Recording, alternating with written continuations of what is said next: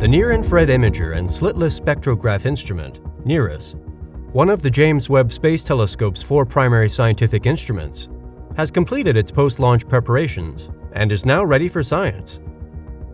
The Single Object Slitless Spectroscopy (SOSS) capability was the last NIRISS mode to be checked off before the instrument was declared ready to begin scientific operations. A specialized prism assembly at the heart of the SOSS mode disperses the light of a cosmic source to create 3 distinct spectra, rainbows, revealing the hues of over 2,000 infrared colors collected simultaneously in a single observation.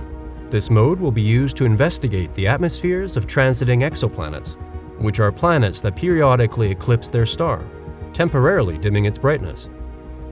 By precisely comparing the spectra collected during and before or after a transit event, one can determine not only whether or not the exoplanet has an atmosphere, but also what atoms and molecules are present. René Doyon, principal investigator for NIRISS, said in a statement, "I'm so excited and thrilled to think that we finally reached the end of this 2-decade-long journey of Canada's contribution to the mission. All 4 NIRISS modes are not only ready, but the instrument as a whole is performing significantly better than we predicted.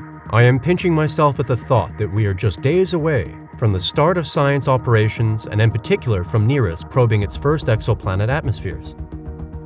After completing NIRISS post-launch commissioning activities, the Webb team will concentrate on testing the remaining 5 modes of its other instruments.